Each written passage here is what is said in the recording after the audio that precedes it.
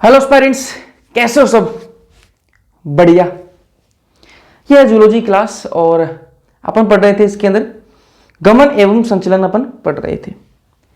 ठीक है, last lecture के अंदर अपन ने क्या पढ़ा था यार? लास्ट लेक्चर के अंदर अपन ने पढ़ा था मोटे तंतु और पतले तंतु की अपन बात कर रहे थे। ठीक बात है। और अपन ने एक बात पढ़ी थी कि जो मोटे तंतु पतले तंतु इनको क्या कहते हैं? मायोफिलामेंट कहते हैं, पेशी तंतु कहते हैं। ठीक है, ये जो पेशी तंतु का मोटा तंतु है, पतला तंतु है, किससे बना हुआ है? ये बना हुआ संकुचन प्रोटीन का बना हुआ है, संकुचनशील प्रोटीन का बना हुआ है। अभी उन्हीं प्रोटीन की अपन संरचना पढ़ने वाले हैं। वो सब प्रोटीन किस प्रकार की होती हैं, ये मोटे तंतु पतले तंतु की संरचना अपन पढ़ने वाले हैं। तो संकुचनशील प्रोटीन की संरचना, पहले पतले तंतु जो होते हैं, पतले तंतु होते हैं जो होते हैं उनको क्या कहते हैं अपन? एक्टिन तंतु भी कहा जाता है। पतले तंतु को एक्टिन तंतु भी कहते हैं। ये जो पतले तंतु हैं किसके बने हुए हैं? ये तीन प्रकार की प्रोटीन से बने हुए होते हैं। अब इनको एक्टिन तंतु इसलिए कहा जाता है क्योंकि ये एक्टिन प्रोटीन के बने हुए होते हैं। उसके अलावा इनमें एक और प्रोटीन होती है ट्रोपोमायोसिन, और उसके अलावा इनमें एक और प्रोटीन होती है ट्रोपोनिन। तो तीन प्रकार की प्रोटीन से बने हुए होते हैं। वापस एक बार रिपीट कर रहा हूं, पतले तंतु को क्या कहते हैं? और एक्टिन तंतु कहते हैं। बिल्कुल ठीक बात है भैया। और ये जो एक्टिन तंतु वो तीन प्रकार की प्रोटीन से बना हुआ होता है। एक्टिन प्रोटीन, ट्रोपोमायोसिन और ट्रोपोनिन, तीन प्रकार की प्रोटीन से बना हुआ है। एक्टिन प्रोटीन, ट्रोपोमायोसिन और ट्रोपोनिन। ठीक बात है। दूसरा है अपने पास में मोटे तंतु। मोटे तंतु जो होते हैं वो किसके बने हुए होते हैं? मोटे तंतु को और क्या कहते हैं पहले तो वो समझो। मोटे तंतु को और क्या कहते हैं? मायोसिन तंतु भी कहा जाता है। ठीक बात है। इनको मायोसिन तंतु इसलिए कहते हैं क्योंकि मायोसिन प्रोटीन के बने हुए होते हैं। तो आपको एक चीज समझ में आ जानी चाहिए, पतले तंतु को एक्टिन तंतु भी नाम कहा जा सकता है। किससे किसका बना हुआ होता है? एक्टिन प्रोटीन, ट्रोपोमायोसिन और ट्रोपोनिन। वही मैं बात करूं, मोटे तंतु वो किसके बने हुए होते हैं? मायोसिन तंतु भी इनको कहते हैं, और ये मायोसिन प्रोटीन के बने हुए होते हैं। एक एक को समझते हैं। पहले बात करेंगे अपन किसकी? पतले तंतु की बात करेंगे। ठीक बात है, ध्यान से सुनना। अब ये बीच में लिख इसलिए दिया क्योंकि ये वाली जो क्लास है वो आधी रिकॉर्ड हो चुकी थी यार, है ना, और बाद में पता चला कि मामला तो बिगड़ा हुआ है, वीडियो रिकॉर्डिंग बंद हो गई। ठीक है, और मैं बोलता गया आधी रिकॉर्ड हो गई थी। चलो बात करें अपन पतले तंतु की। बाद में पियेंगे पानी, पहले समझते हैं। पतले तंतु की बात करते हैं। पतले तंतु, ये डायग्राम है पतले तंतु का। बिल्कुल ठीक बात है भैया। अब इसके अंदर आपको ये गोल गोल गोल गोल जो दिख रहे हैं, ये जो गोल गोल गोल गोल दिख रहे हैं, ये क्या है? ये एक्टिन प्रोटीन है। यही क्या है? आपकी एक्टिन प्रोटीन। मैंने आपको कहा कि पतले तंतु जो होते हैं उनको एक्टिन तंतु भी कहते हैं। उनके अंदर तीन प्रकार की प्रोटीन है। कौन कौन सी? एक है आपकी एक्टिन, एक है ट्रोपोमायोसिन, एक है ट्रोपोनिन। ठीक बात है भैया, यहां तक तो कोई दिक्कत वाली बात है नहीं। ठीक है, उसके बाद मैंने आपको क्या कहा? उसके बाद मैंने आपको कहा कि ये जो गोल गोल हैं, ये जो गोल गोल आपको दिखाई दे रहे हैं, जो हरे कलर में गोल गोल आपको दिखाई दे रहे हैं, ये क्या है? ये है एक्टिन। इन्हीं को क्या कहा अपन ने? एक्टिन। अब इनमें से जो एक है ना, ये जो एक गोल गोल है, एक को एक इकाई का कहेंगे अपन जी एक्टिन कहेंगे। एक इकाई का कहेंगे अपन जी एक्टिन कहेंगे। ठीक बात है। अब ऐसे बहुत सारे जी एक्टिन आपस में मिले, ये देखो बहुत सारे मोती से मोती से मोती से मोती से आपस में मिले। ठीक है, बहुत सारे जी एक्टिन आपस में मिले और क्या बना लिया? एफ एक्टिन बना लेते हैं। क्या बना लेते हैं? F actin. एक इकाई को क्या कहते हैं अपन? G actin. और बहुत सारे मिल जाएं जी एक्टिन तो क्या कहेंगे? F actin. समझ में आई या नहीं आई? ये बात आई क्या? मैं ये कह रहा हूं, वापस सुनो ध्यान से। एक इकाई को क्या कहेंगे अपन? जी एक्टिन कहेंगे। और बहुत सारे जी एक्टिन आपस में मिल जाएं तो क्या हो जाएगा? एफ एक्टिन कह देंगे उसको। अरे ठीक बात है क्या? ठीक बात है। तो ये देखो, एक एफ एक्टिन तो ये जा रहा है, ये देखो, और दूसरा एफ एक्टिन ये देखो ये आ रहा है। तो दोनों जो एफ एक्टिन के दो धागे से बन गए है ना, एक मोती का धागा तो ये बन गया, ये देखो, और दूसरा ये बन गया, और दोनों आपस में एक दूसरे के ऊपर लपटे हुए हैं। ठीक बात है। चलो, दूसरी प्रोटीन कौन सी है यहां पर? ट्रोपोमायोसिन। ट्रोपोमायोसिन कौन सी प्रोटीन है? ये देखो, ये देखो, आपको रस्सी सी दिखाई दे रही होगी। ये देखो रस्सी सी जा रही है, देखो ये रस्सी सी जा रही है, जाती हुई आपको दिखाई दे रही है। ये जो रस्सी है ये क्या है? ट्रोपोमायोसिन। यही कौन सी प्रोटीन है? ट्रोपोमायोसिन प्रोटीन है। ठीक बात है, दो प्रोटीन की बात हो गई। तीसरी प्रोटीन ट्रोपोनिन प्रोटीन। ये ट्रोपोनिन प्रोटीन कौन सी है? ये देखो, ये देखो, इस रस्सी के ऊपर ये क्या लगा हुआ है? तीन गोल गोल से, क्या है? रसगुल्ले से जो लगे हुए हैं, तीन गोल गोल से ये जो लगे हुए हैं, ये कौन सी प्रोटीन है? ट्रोपोनिन प्रोटीन है। कौन सी प्रोटीन है? Troponin protein. तो अभी मैंने आपको यही तो कहा कि पतले तंतु तीन प्रकार की प्रोटीन से बने हुए होते हैं। एक्टिन, ट्रोपोमायोसिन और ट्रोपोनिन दिखा दिया मैंने आपको। अब एक की थोड़ी सी बात कर लेते हैं। ट्रोपोमायोसिन के दो तंतु एफ एक्टिन के निकट पूरी निकट पूरी लंबाई में होते हैं। ठीक है, ये देखो ट्रोपोमायोसिन के 2 तंतु जो है ये देखो पूरे एफ एक्टिन पर फैले हुए हैं, पूरे एफ एक्टिन पर फैले हुए होते हैं। ये देखो ये रस्सी देखो पूरे एफ एक्टिन पर जा रही है, पूरे एफ एक्टिन पर जा रही है। तो यही बात यहां पर एनसीईआरटी भी लिखती है। फिर बात करें अपन ट्रोपोनिन प्रोटीन की, ट्रोपोनिन प्रोटीन की बात करते हैं तो देखो ध्यान से, ट्रोपोमायोसिन पर नियत अंतरालों पर पाई जाती है। ट्रोपोनिन प्रोटीन जो है वो ट्रोपोमायोसिन के ऊपर नियत अंतरालों पर पाई जाती है। तो यहां पर देखो भाई ये आपकी ट्रोपोनिन है, बिल्कुल भैया ट्रोपोनिन है। ठीक है, कहां लगी हुई है, ये कहां चिपकी हुई है ट्रोपोनिन प्रोटीन, ये चिपकी हुई होती है ट्रोपोमायोसिन के ऊपर। आपको दिख भी रहा होगा ये वाला अंडा, इसको देखो ध्यान से, ये किस पर लगा हुआ है, इस रस्सी पर चिपका हुआ है, बिल्कुल चिपका हुआ है।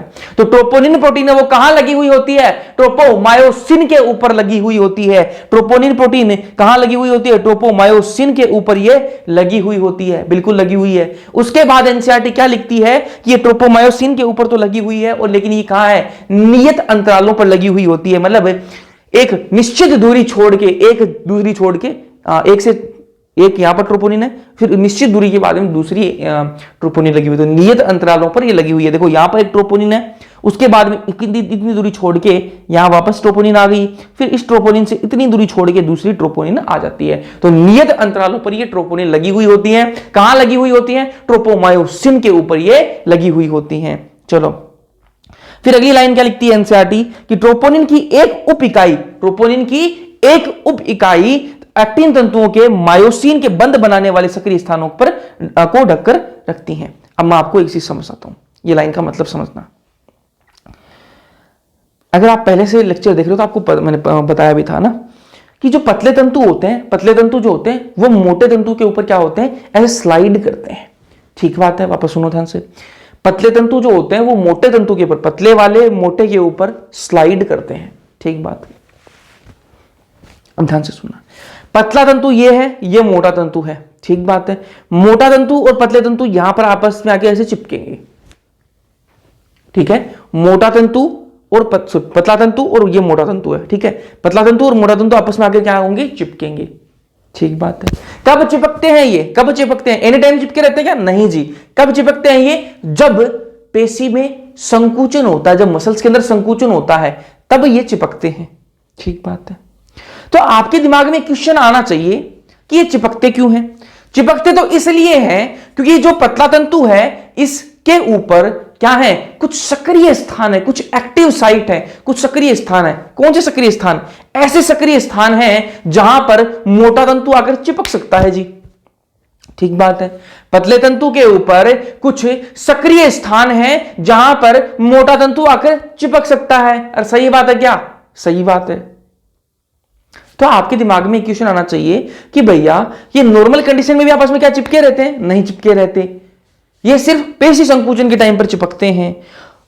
ऐसा क्यों, अगर सक्रिय स्थान अगर पतले तंतु के ऊपर है, अगर ऐसे स्थान है पतले तंतु के ऊपर जो सक्रिय है, किसके लिए, मोटे तंतु पर चिपकने के लिए सक्रिय अगर है, तो एनी टाइम चिपके हुए रहने चाहिए। सिर्फ पेशी संकुचन में क्यों चिपकते हैं, ये एनी टाइम इसलिए नहीं चिपके रहते क्योंकि ये जो ट्रोपोनिन प्रोटीन है ना, ये जो ट्रोपोनिन प्रोटीन है, ये देखो ये जो ट्रोपोनिन प्रोटीन है, ये ट्रोपोनिन जो प्रोटीन है ये क्या करती है, ये क्या कर रही है, ट्रोपोनिन प्रोटीन क्या कर रही है, ये उन्हीं सक्रिय स्थानों को क्या कर रही है, ढक के रखती है। ठीक बात है, ये पतला तंतु है, इसके ऊपर सक्रिय स्थान है, किसके लिए, मोटे तंतु के लिए सक्रिय स्थान है। मोटा तंतु यहां पर अगर चिपकता है,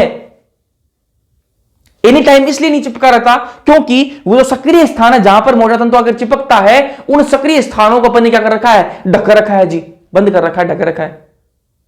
अरे सही बात है क्या, ठीक है। तो यहां पर ये जो है ट्रोपोनिन अपन ने लगा रखी है। ठीक बात है, ट्रोपोनिन लगा रखी है, तो ये ट्रोपोनिन का काम क्या है, ये उन सक्रिय स्थानों को ढक के रखता है जहां पर मायोसिन आकर चिपकता है। मायोसिन क्या है, मोटा तंतु।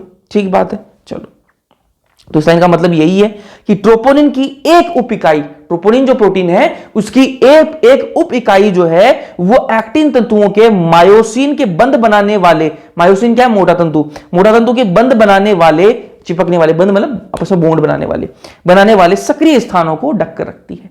ठीक बात है। तो इनमें से ये देखो, ये ट्रोपोनिन है, इसमें 3 उप इकाई हैं, एक उप इकाई ये, अरे 3 अंडे से पड़े हैं, तो इनमें 3 अंडे हैं, तो तीनों क्या है, उप इकाई हैं। तीनों इकाइयां आपस में मिलकर क्या बना रही हैं, ट्रोपोनिन बना रही है। तो तीनों उप इकाई जो है, इनमें से 3 उप इकाई है, इनमें से एक उप इकाई जो है वो क्या है, उस जगह को ढक के रखती है जहां पर क्या है, मायोसिन आकर जो मोटा तंतु है वो आकर चिपकता है। ठीक बात है। चलो अभी मैं आपको पहले ही बता चुका हूं कि ये लेक्चर में आधा रिकॉर्ड कर चुका था, इसलिए ये सारी चीजें यहां पर मैंने अभी समझाते हुए लिखी थी, लेकिन कोई फायदा नहीं हुआ यार, वीडियो बंद हो गई, रिकॉर्डिंग वापस मेरे को चेक कर लेना चाहिए, लेकिन अभी तो चल रही है शायद। चलो हो जाता है भाई, क्या करें। ये देखो ये ट्रोपोनिन है, ट्रोपोनिन, ये देखो 3 अंडे बना दिए मैंने भी यहाँ पर, ये देखो यही है जो मैंने आपको डायग्राम में दिखाई ना, ये वाली, इसी को बनाया ना यहाँ पे, देखो ठीक है। इसके अंदर 3 उप इकाई हैं, उप इकाई है 3, क्या है, उप इकाई हैं। कौन कौन सी, ध्यान से देखना। ये वाली क्या है, टीपीआई, क्या है, टीपीआई। ये वाली क्या है, टीपीसी, और ये क्या है, टीपीटी। अब यार इनकी फुल फॉर्म में आपको नहीं जाना है ना, कोई मतलब बता दूंगा ना, ये भाई इसको क्या कहते हैं, ये ट्रोपोनिन इनहिबिटर है, ठीक है, इनहिबिटरी प्रोटीन है, ये कैल्शियम के लिए है, ट्रोपोनिन कैल्शियम वाली है, ये ट्रोपोनिन जो है ट्रोपोमाइसिन से जुड़ी हुई, मतलब कोई मतलब वाली बात नहीं है ना, तो फुल फॉर्म आपको नहीं याद रखनी है, ठीक है। ये भी एनसीईआरटी से अलग ही है, एनसीईआरटी में टीपीआई टीपीसी ये भी नहीं करेगा, बस इतना समझो, है ना। ध्यान सुनना, 3 उप इकाई हैं, ठीक है, किसके, ट्रोपोनिन की। अब ध्यान से सुनना, ये जो टीपीटी है ना, ये जो टीपीटी है ये क्या करती है, ये ट्रोपोमायोसिन से बंधी हुई होती है। ये वाली जो इकाई है टीपीटी जो है, ये टीपीटी जो है वो किससे जुड़ी हुई होती है, ट्रोपोमायोसिन से बंधी हुई होती है। डायग्राम में दिखाऊं, आ जाओ, ये देखो 3 अंडे पड़े हैं, बिल्कुल पड़े हैं। ये क्या है, टीपीटी है, ये क्या है, टीपीटी। नीचे वाले को ध्यान से देखना, नीचे वाले ध्यान से देखो किससे बंधी हुई है, रस्सी से बंधी हुई है, और रस्सी क्या है, ट्रोपोमायोसिन है। रस्सी क्या है, ट्रोपोमायोसिन, रस्सी ट्रोपोमायोसिन है, ठीक बात है।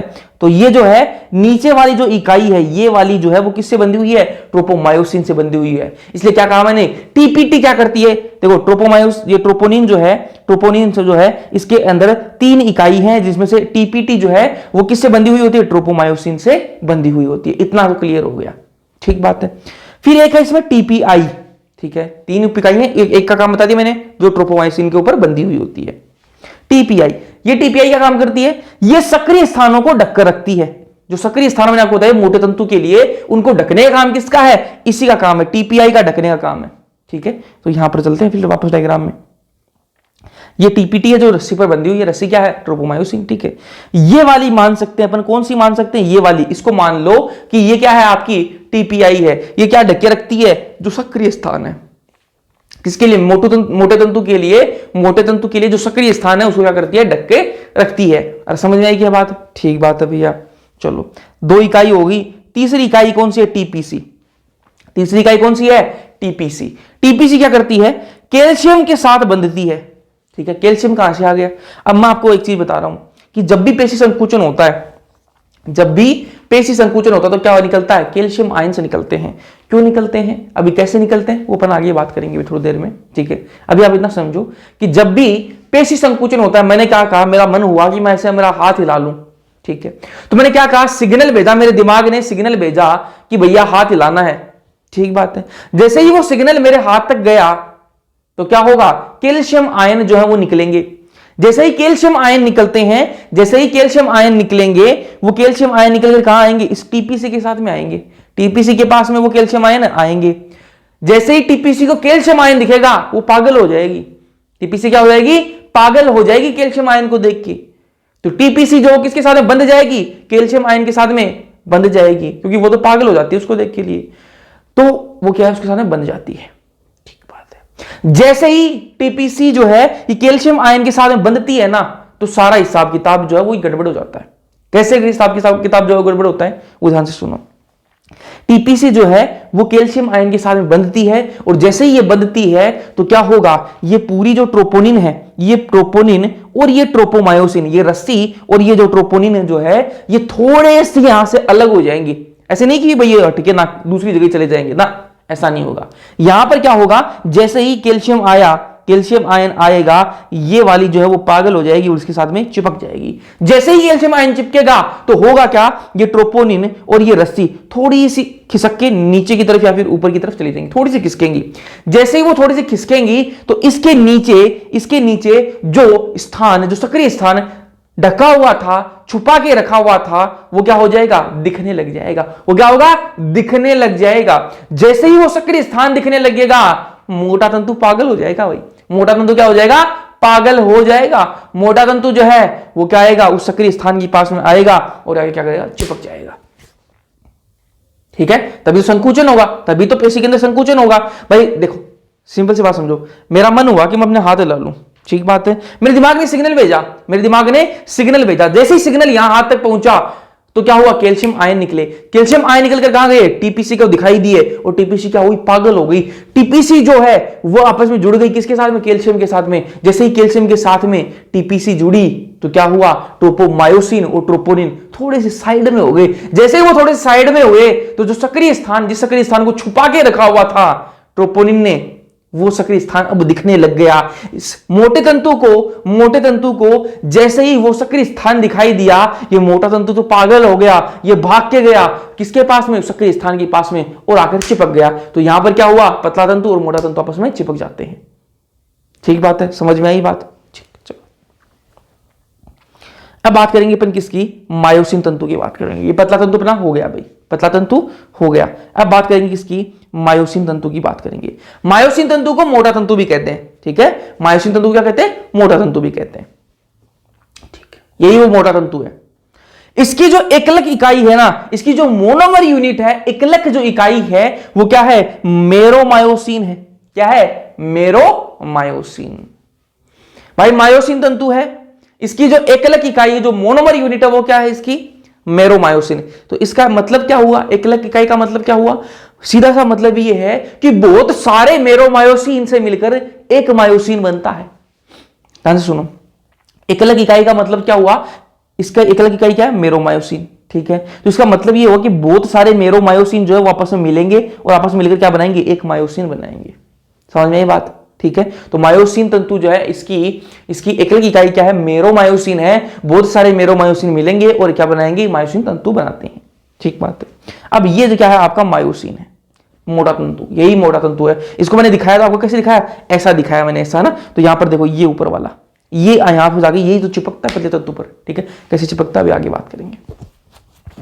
इसको ध्यान से देखो, इस डायग्राम में ये जो इतना इतना भाग है, इसको क्या कहा अपन ने, शीर्ष कहा। क्या कहा, शीर्ष। इसको एनसीईआरटी डायग्राम में यहां शीर्ष लिखती है और कई जगह थ्योरी के अंदर इसको क्या लिखती है, शिर लिखती है। तो आप कंफ्यूज मत होना, कल को सिर आपको एग्जाम में दे दे तो कंफ्यूज मत होना। सिर शीर्ष एक ही चीज है, इंग्लिश में हेड कहते हैं। ठीक बात है, ये तो आपको पता है, हेड मानी सिर होता है, पता ही आपको ना। चलो, ये इतना इतना भाग क्या है इसका, शीर्ष या फिर सिर है। ठीक बात है। ये जो नीचे वाली जो यहां तक ये इतना सा हिस्सा क्या है इसका, छोटी भुजा। ठीक है, ये हिस्सा क्या है इसका, सिर। ये क्या है इसका, छोटी भुजा। यहां तक समझ में आई बात है। और इन दोनों को मिलाकर, सिर और छोटी भुजा, इन दोनों को मिलाकर क्या कहेंगे अपन, क्रॉस भुजा। क्या कहेंगे अपन, क्रॉस भुजा। समझ में आई क्या बात, वापस सुनो ध्यान से। ये इतना सा हिस्सा क्या है, शीर्ष। ठीक है, ये क्या है आपका, छोटी भुजा। ये क्या है, शीर्ष।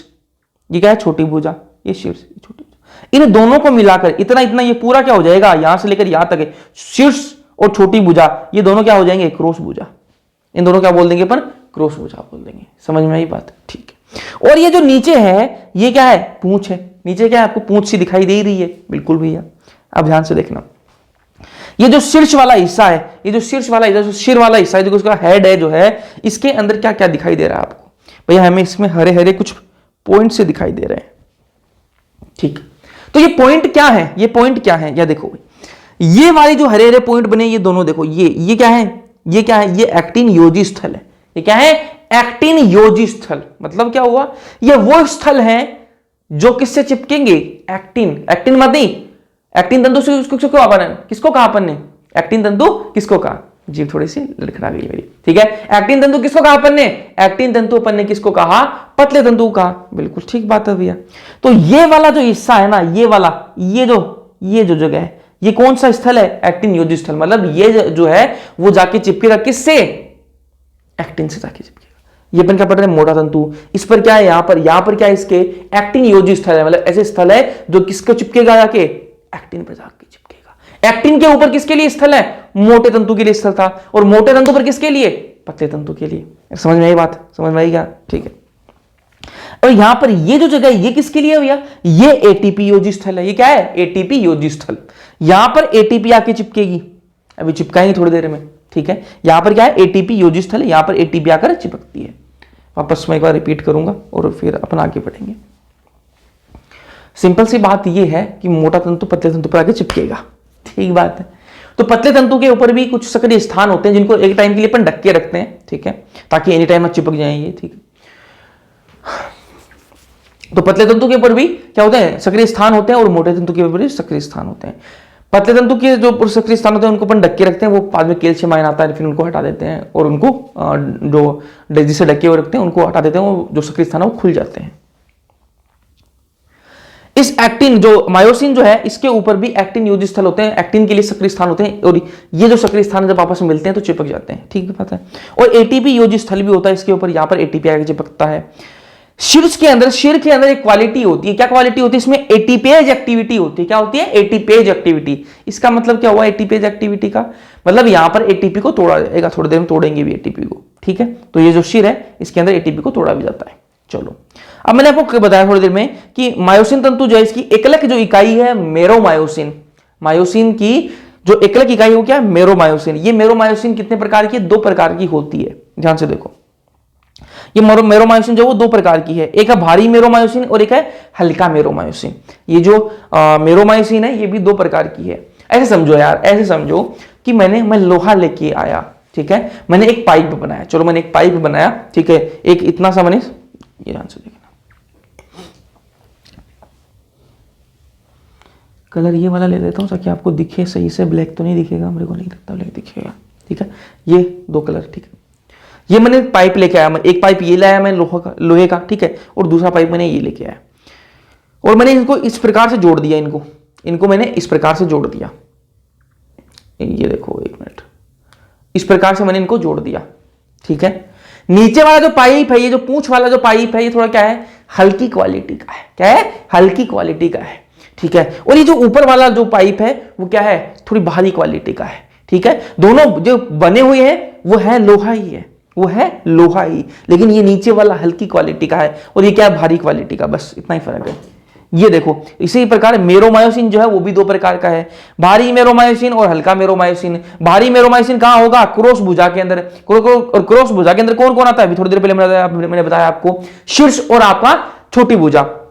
क्रॉस भुजा के अंदर कौन कौन आता है, शीर्ष और छोटी भुजा। शीर्ष और छोटी भुजा दोनों मिलकर क्या बनाते हैं, क्रॉस भुजा ही बनाते हैं। तो ये जो आपका भारी मेरोमायोसिन है इससे क्या बना होता है, क्रॉस भुजा बनी होती है। क्रॉस भुजा के अंदर कौन आता है, सिर और छोटी भुजा आती है, ठीक बात है। चलो, तो ये देखो, ये क्या है, भारी मेरोमायोसिन से बना हुआ है, और हल्का मेरोमायोसिन से कौन बना हुआ होता है, पूंछ जो इसकी वो हल्का मेरोमायोसिन से बनी हुई होती है। ये पूंछ जो किससे बनी हुई है, हल्का मेरोमायोसिन।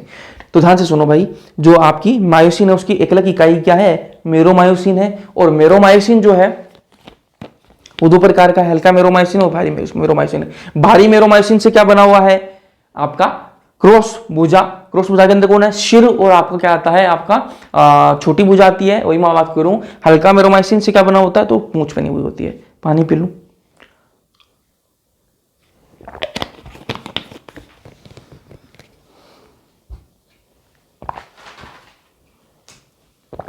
चलो आगे बढ़ते हैं, बात करते हैं पेशी संकुचन की, ठीक है।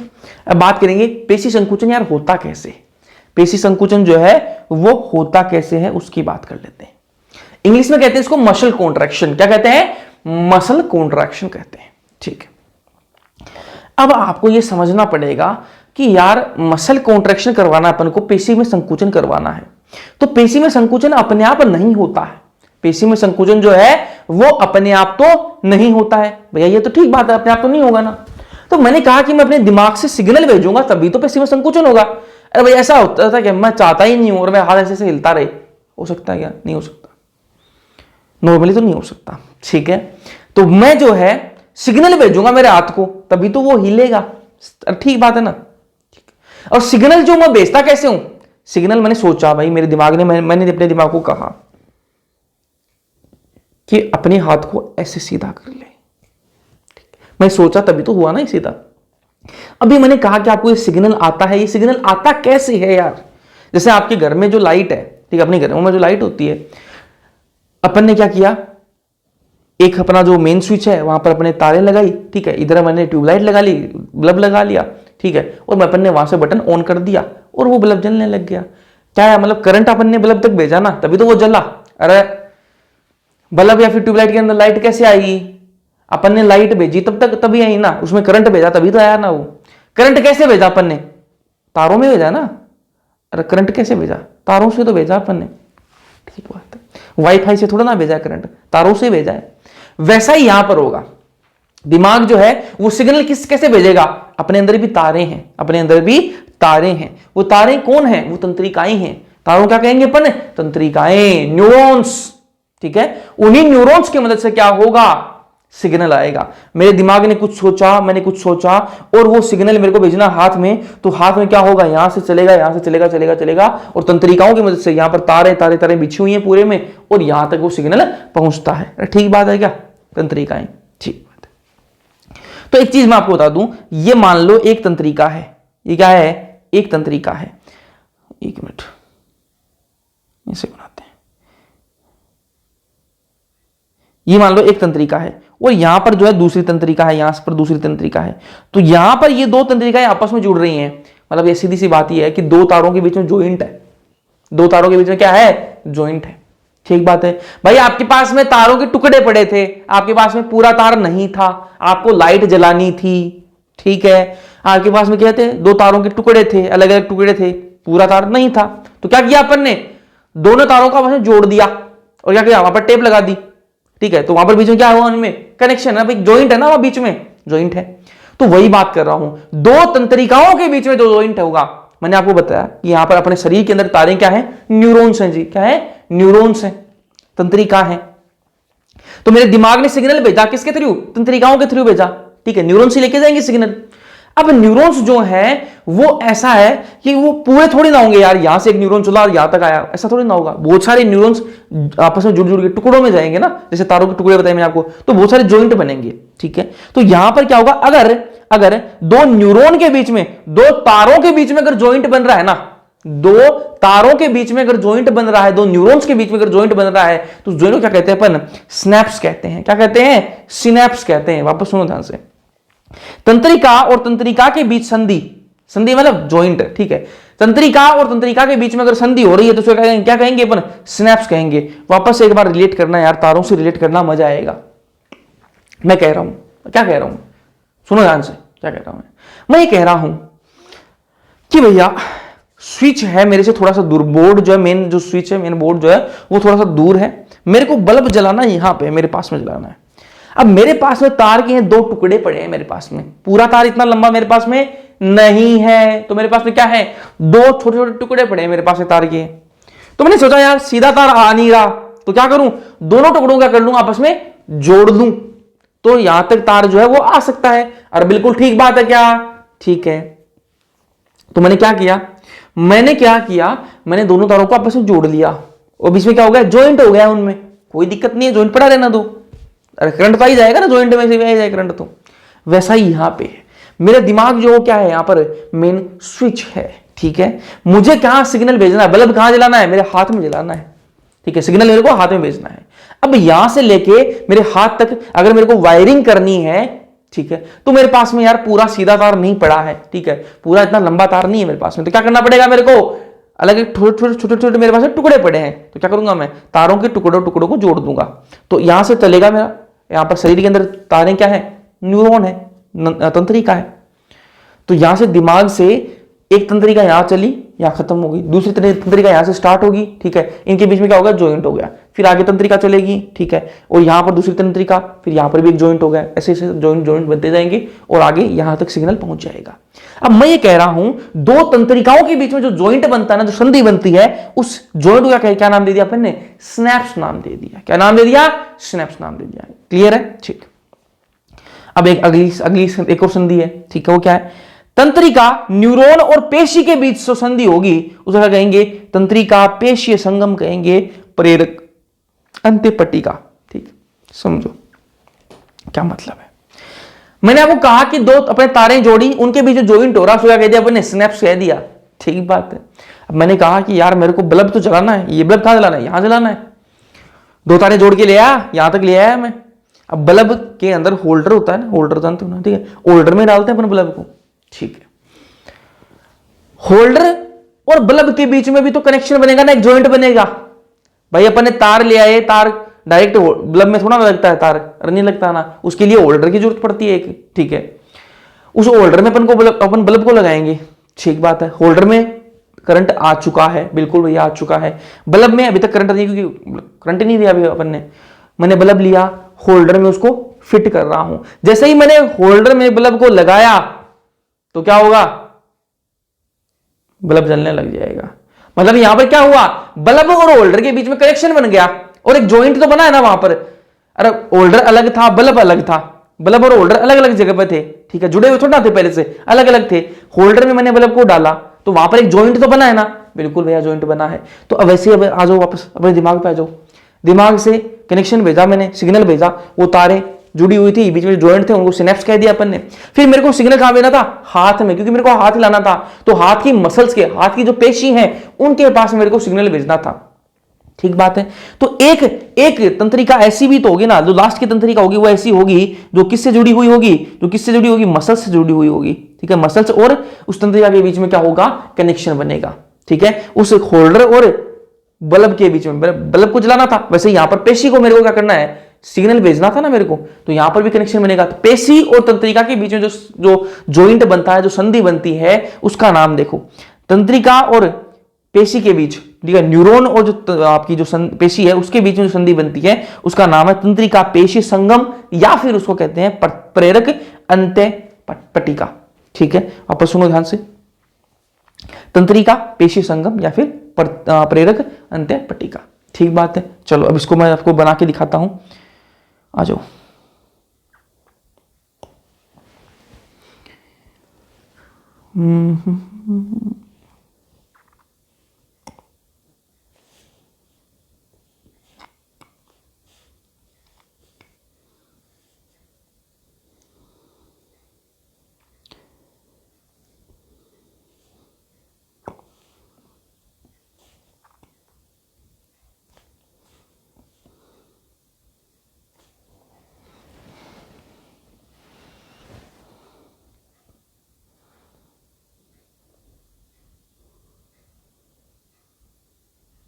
ठीक है,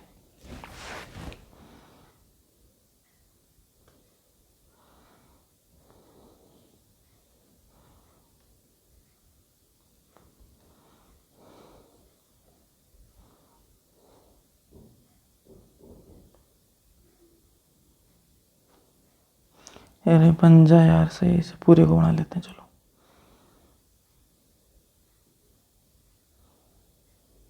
ठीक है, चला लो जैसे 7 है, ठीक है।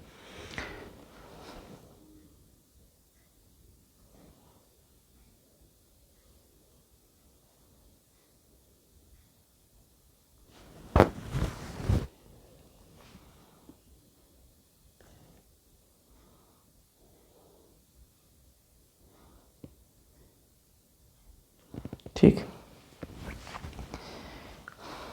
नाम लिख लेते हैं इनका। ये क्या है आपकी पेशी रेशे,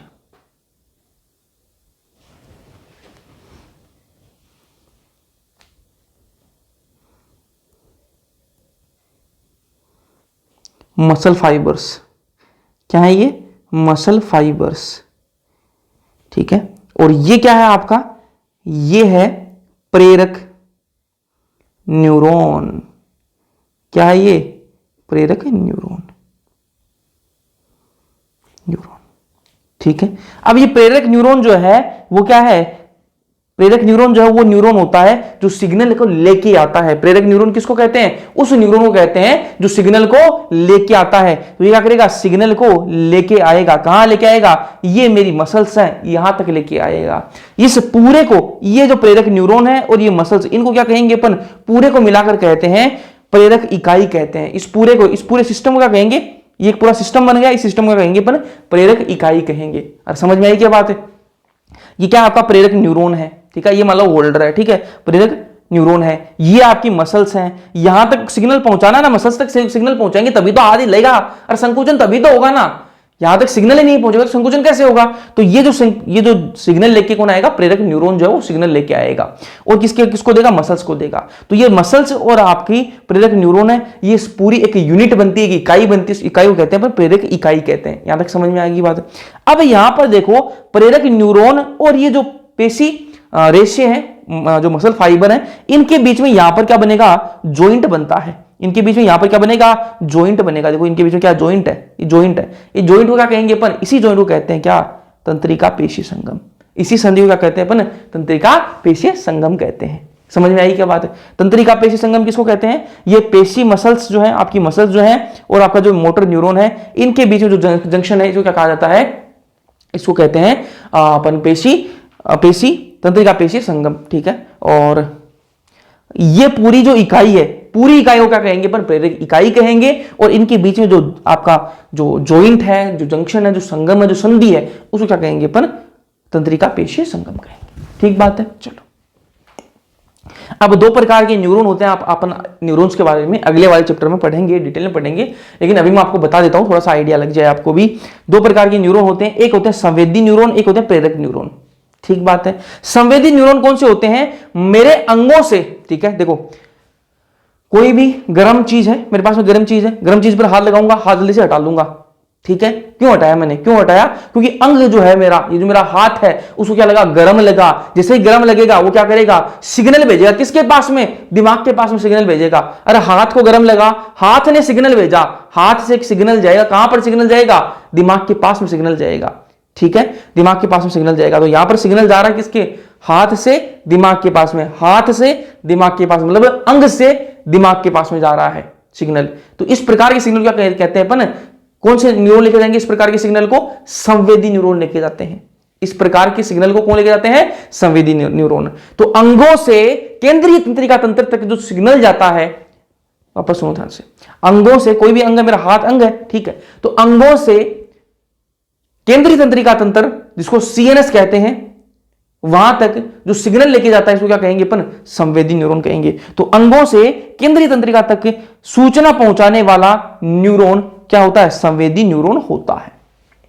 ठीक है, अब आपको प्रेरक न्यूरॉन कौन सा होता है, जो केंद्रीय तंत्रिका तंत्र से अंगों तक सूचना पहुंचाने वाला जो न्यूरॉन होता है, उसको क्या कहते हैं, प्रेरक न्यूरॉन। वापस समझो ध्यान से, संवेदी न्यूरॉन किसको बोलेंगे, मेरे हाथ से अगर सिग्नल जा रहा है दिमाग तक, उसको कहेंगे संवेदी न्यूरॉन। मेरे हाथ से दिमाग तक सूचना ले जाने वाले न्यूरॉन क्या कहूंगा मैं, संवेदी न्यूरॉन। और मेरे दिमाग से मेरे हाथ तक सूचना लाने वाले न्यूरॉन क्या कहूंगा मैं, प्रेरक न्यूरॉन। दिमाग से हाथ तक सूचना जो लाएगा उसको क्या कहूंगा मैं, प्रेरक न्यूरॉन। और हाथ से दिमाग तक सूचना ले जाएगा उसको क्या कहूंगा मैं, संवेदी न्यूरॉन। अब यहां पर हाथ का मैंने एक एग्जांपल लिया है, अंगों तक बोल सकते हैं अपन। तो अंगों से केंद्रीय तंत्रिका तंत्र तक जो सूचना लेके जाता है उसको क्या कहेंगे अपन, संवेदी न्यूरॉन। और जो केंद्रीय तंत्रिका तंत्र से अंगों तक सूचना लाता है उसको क्या कहेंगे अपन, प्रेरक न्यूरॉन। समझ में आई बात, आगे बढ़ेंगे फिर। अब यहां बनाएंगे एक डायग्राम, ध्यान से सुनना भाई।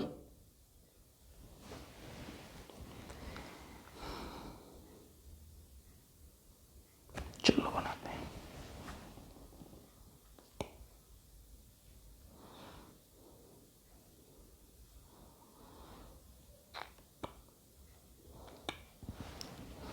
बहुत ही ध्यान से सुनना।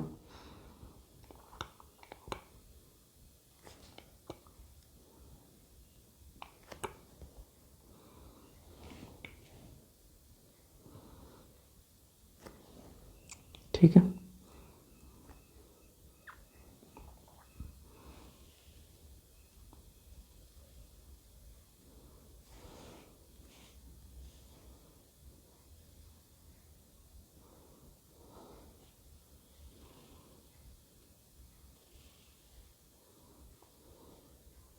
ये क्या है, सार्कोलेमा। सार्कोलेमा क्या होती है, किसकी प्लाज्मा मेम्ब्रेन है, किसकी प्लाज्मा मेम्ब्रेन होती है, मसल की जो प्लाज्मा मेम्ब्रेन होती है उसको क्या कहते हैं, सार्कोलेमा कहते हैं। ठीक बात है क्या, चलो। और ये क्या है आपका, ये है आपका प्रेरक न्यूरॉन है। कौन सा न्यूरॉन है, प्रेरक न्यूरॉन। ये क्या बनाया मैंने, ये जो नीचे गोल गोल सा जो बनाया है, यहां पर देखो ये सीधा सीधा ऐसे आ रहा है और ये देखो गोल गोल सा बनाया है, इसको क्या कहते हैं अपन, सिनेप्टिक पुटिका कहते हैं। इसको क्या कहते हैं, सिनेप्टिक पुटिका। ठीक बात है। इस सिनेप्टिक पुटिका के अंदर आप देखिए, इसके अंदर ये गोल गोल क्या है, इनको कहते हैं सिनेप्टिक आशय। क्या कहते हैं इनको, सिनेप्टिक आशय।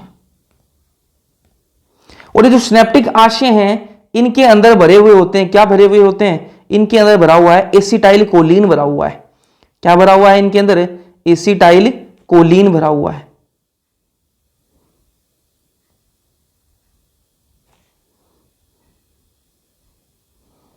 इनके अंदर भरा हुआ है एसिटाइल कोलिन। ठीक है, तो यहां लिख देते हैं इसके बारे में भी, ये क्या है, एसिटाइल कोलिन। एक एक बात को ध्यान से सुनना, बहुत ही इंपॉर्टेंट चीज है। ठीक है, ये आपका क्या है, प्रेरक न्यूरॉन है। ठीक है, इसके अंदर ये जो भाग है इसको क्या कहते हैं, सिनेप्टिक पुटिका। इसके अंदर ये जो गोल गोल क्या कहेंगे, सिनेप्टिक आशय। इस सिनेप्टिक आशय के अंदर जो ये भरा हुआ है इसको क्या कहेंगे अपन, एसिटाइल कोलिन कहेंगे। क्या कहेंगे, एसिटाइल कोलिन। ठीक है, अब होता क्या है वो ध्यान से सुनना। और यहां पर एक चीज और बता दूं मैं, यहां पर एक होता है, यहां पर होता है एक गेट होता है। ठीक है, ये गेट क्या काम आएगा अभी बताऊंगा। अब मैंने अपने दिमाग से सिग्नल भेजा कि मेरे को अपना हाथ हिलाना है, तो होगा क्या, पूरी प्रोसेस समझना।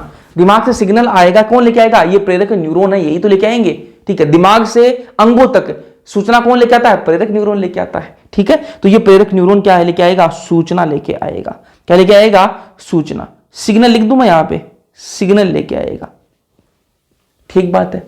जैसे ही सिग्नल जो है वो यहां पर पहुंचता है, इस सिनेप्टिक पुटिका के अंदर जो है वो सिग्नल पहुंचेगा।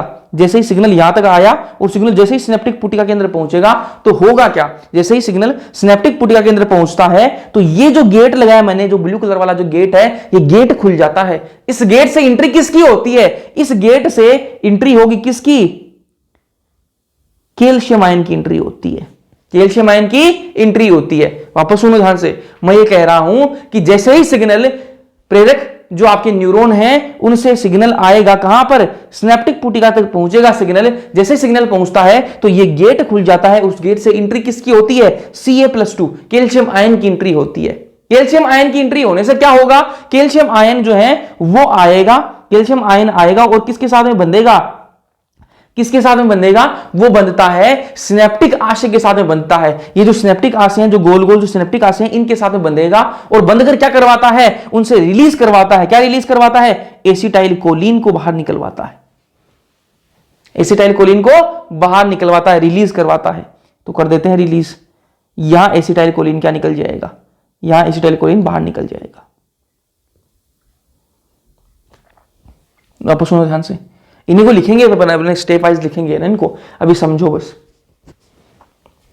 सिग्नल आया, दिमाग से सिग्नल आया, किसके थ्रू, प्रेरक न्यूरॉन के थ्रू सिग्नल आया।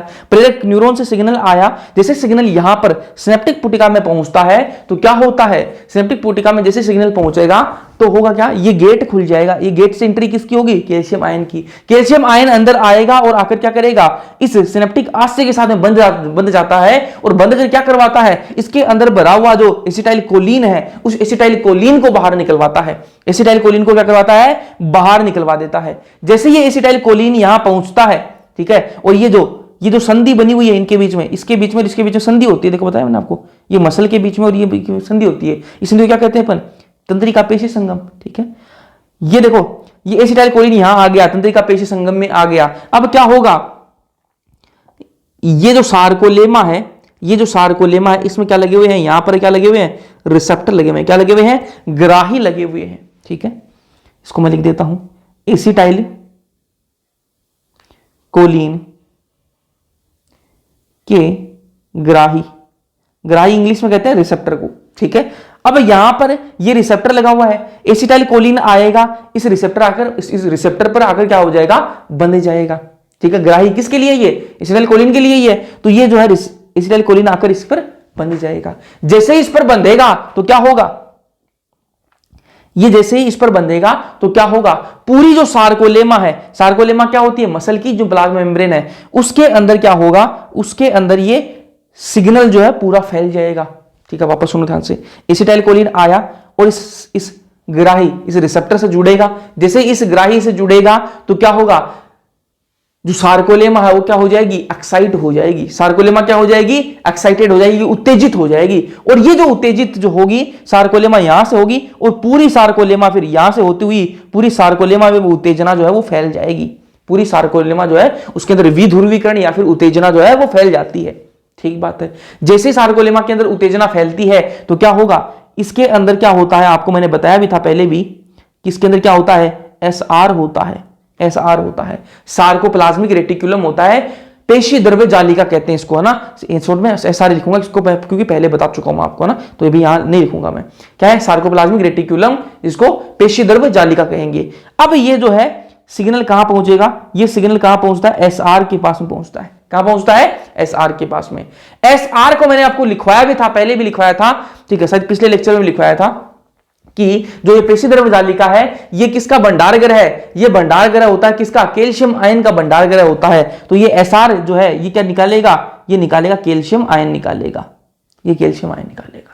ठीक है, अभी जो कैल्शियम आयन है ये पूरा पेशी द्रव्य जो है इसके अंदर जो सार्कोप्लाज्म जो भरा हुआ है, जो पेशी द्रव्य भरा हुआ है, उस पूरे के पेशी द्रव्य के अंदर जो है कैल्शियम आयन जो है वो फैल जाता है। क्या हो जाएगा, वो जो कैल्शियम आयन जो है वो पूरा फैल जाएगा। अब ये कैल्शियम आयन किस काम आएगा, ये कैल्शियम का आयन तो अब खेल करेगा। थोड़ी देर पहले मैंने आपको बताया था कि ट्रोपोनिन की एक उप इकाई होती है टीपीसी।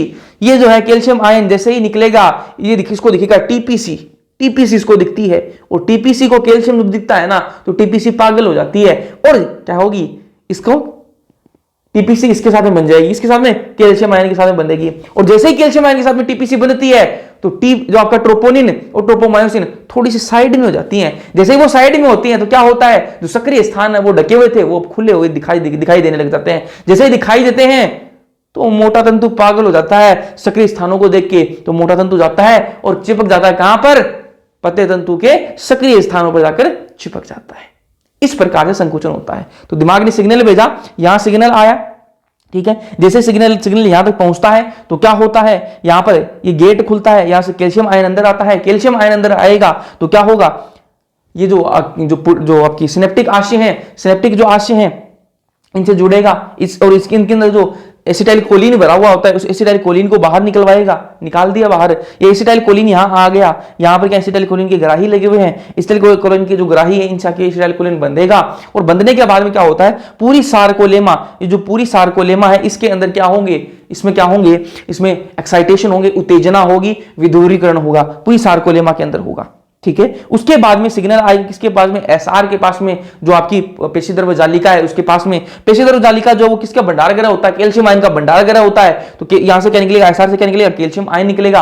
वो कैल्शियम आयन फैल जाएगा पूरे पेशी द्रव्य के अंदर और पेशी द्रव्य के अंदर क्या होते हैं आपके मोटे तंतु, पतले तंतु, और ये पतले तंतु पर लगी हुई ट्रोपोनिन को जैसे ही कैल्शियम आयन दिखाई देता है वो पागल हो जाती है और इसके सामने बंध के ट्रोपोनिन और ट्रोपोमाइसिन अलग होती हैं, सक्रिय स्थान दिखते हैं, मोटे तंतु पागल होता है, उसके अंदर चिपक जाता है। ठीक बात है, चलो ये इस पूरी प्रोसेस होती है। अभी इसको अपन स्टेप वाइज एक एक को लिखते हैं, जो भी अपन ने बोला है पहली स्टेप दूसरी स्टेप ऐसे करके लिख लेंगे। चलो स्टेप लिखते हैं।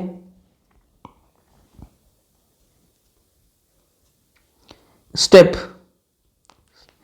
पहली स्टेप क्या होगी, सूचना प्रेरक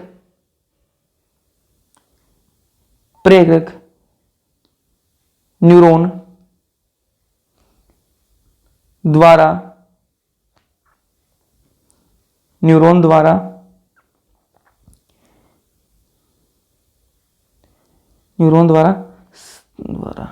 सीएनएस से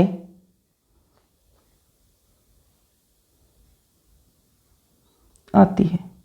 ठीक है, तो सीएनएस क्या है यहां पर, केंद्रीय तंत्रिका तंत्र है ना। केंद्रीय तंत्रिका तंत्र को क्या कहते हैं, सीएनएस कहते हैं, सेंट्रल नर्वस सिस्टम कहते हैं ना। तो केंद्रीय तंत्रिका तंत्र से जो सूचना है वो प्रेरक न्यूरॉन द्वारा आती है। आ गई, ये देखो ये सिग्नल आया, ये सूचना आ गई, किसके थ्रू आई, प्रेरक न्यूरॉन के थ्रू आई। ठीक है, अब दूसरी स्टेप क्या आई, जो भी अपन ने अभी बोला है, अभी सीखा है अपन ने, बस वही बातें अपन को लिखनी है। ठीक है, ताकि अपन को बाद में याद रहे। ठीक है, जैसे ये पहुंचती है, जैसे ये सूचना आती है तो क्या होते हैं, कैल्शियम आयन की एंट्री के लिए स्नैप्टिक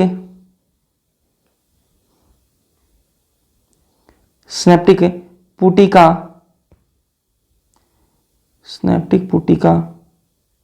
में लगा गेट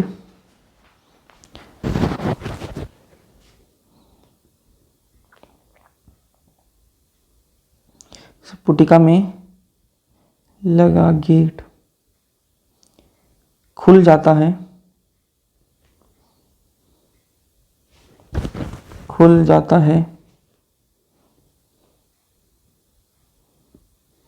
और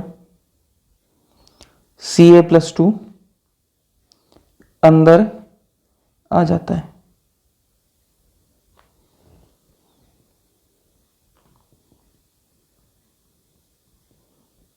फिर Ca+2 स्नैप्टिक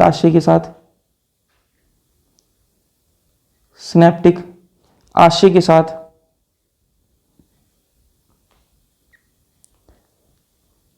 बंधता है और एसिटाइलकोलिन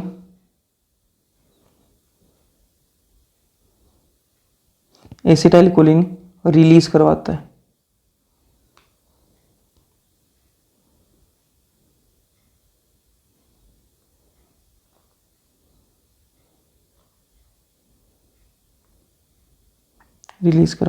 ठीक है, तो ये दूसरी स्टेप होगी। दूसरी स्टेप के अंदर क्या हो रहा है, जैसे सिग्नल आया पहली स्टेप के अंदर, यहां सूचना पहुंची, दूसरी स्टेप के अंदर क्या हुआ, गेट खुला, जैसे से एंट्री होगी Ca+2 की। ठीक है, उसके बाद में क्या हुआ, Ca+2 अंदर आया, इसके साथ में बंधा और बंध कर क्या है, एसिटाइलकोलिन को बाहर निकलवाया। लिख दिया मैंने ये बात। ठीक है, तीसरी स्टेप चलते हैं।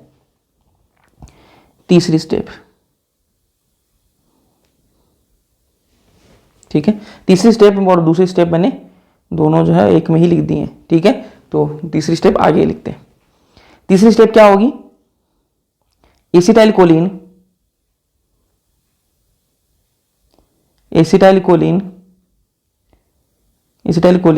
सार्कोलेमा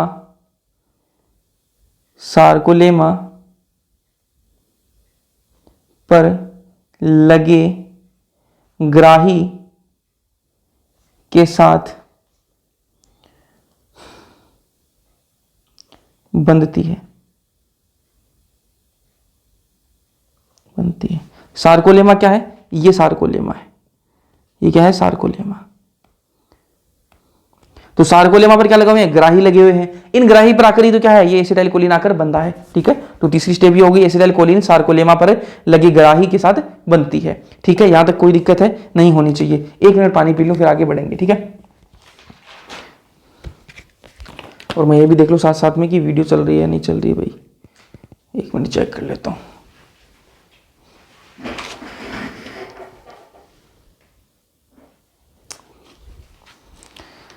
चल तो रही है भाई।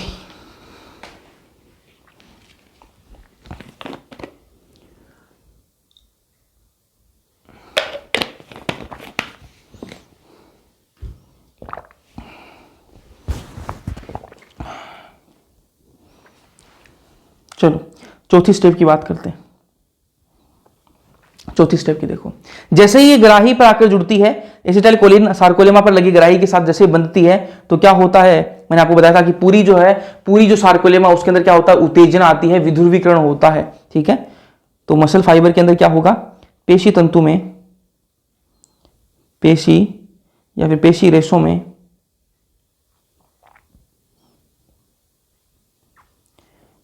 में विध्रुवीकरण,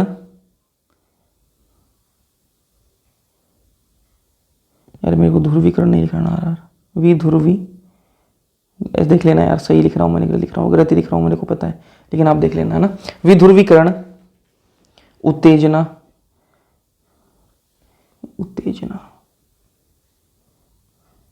विध्रुवीकरण होता है ठीक है, तो पूरे पेशी रसों में क्या हो जाएगा, विध्रुवीकरण उत्तेजना होगा, और इसी उत्तेजना के कारण पांचवी स्टेप क्या आ जाएगी, इसी उत्तेजना के कारण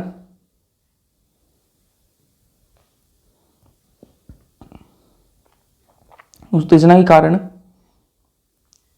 चलो ऐसे लिखते हैं इसको,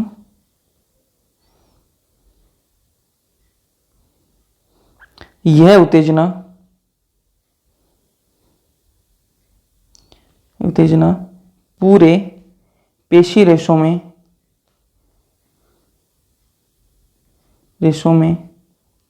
टी ट्यूब्यूल द्वारा फैल जाती है।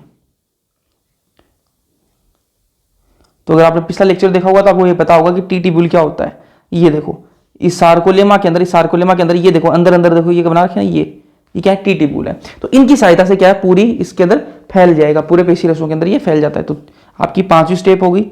छठवीं स्टेप देखो भाई, छठवीं स्टेप क्या होगी, अब ये जो सिग्नल है वो कहां जाएगा, एसआर के पास में जाएगा। अब सिग्नल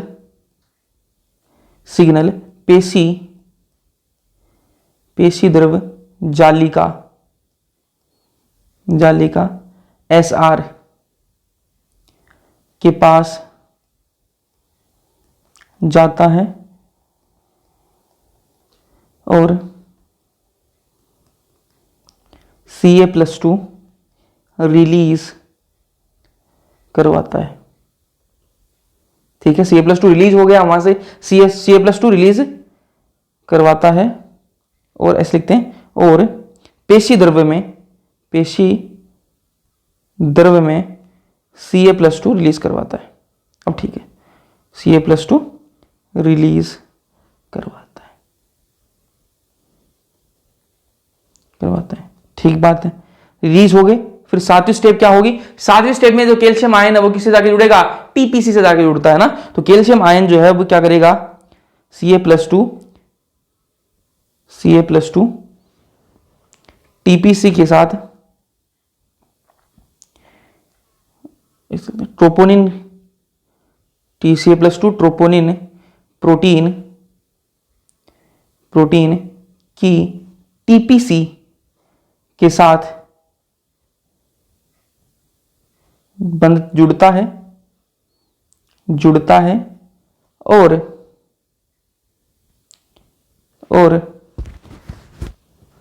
ट्रोपोनिक हो गया, ट्रोपोनिन और ट्रोपोमायोसिन अपनी जगह से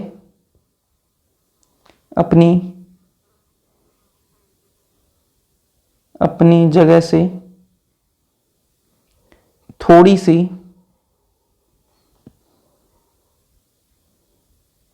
सी हट जाती हैं, इससे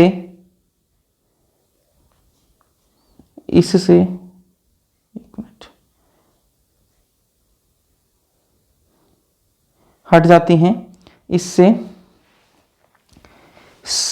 इससे मायोसिन के सक्रिय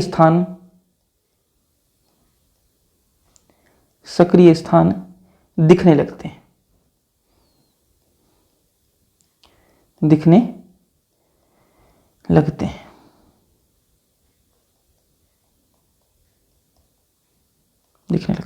तो ये मैंने सारी स्टेप्स लिख दी। कौन सी स्टेप है ये, जो मैंने आपको इस डायग्राम में बताई हैं, वो सारी स्टेप मैंने आपको यहां लिख दी। सारा का सारा मैंने रिलेट करवाया है कि ये जो टीपीसी है ये कैसे हटती है, वो भी मैंने आपको बता दिया। ठीक है, कैल्शियम आयन कैसे निकलेगा वो भी मैंने आपको बता दिया। तो ये सारी स्टेप मैंने आपको बता दी। इस लेक्चर में यार अपन आज इतना ही पढ़ेंगे, फिर कल अपन इसको खत्म करेंगे। चैप्टर को नहीं, थोड़ा सा टॉपिक रहेगा, फिर अपन हड्डियों में जाएंगे। इस चैप्टर में हड्डियों की बात है तो अपन करेंगे। तो यहाँ तक समझ में आया या नहीं आया, कमेंट सेक्शन में कमेंट करके जरूर बताना। वीडियो पसंद आया लाइक कर देना, अपने दोस्तों के साथ में शेयर कर देना। बाकी मिलते हैं अगले लेक्चर्स के अंदर, तब तक के लिए मजे मारो, पढ़ते रहो।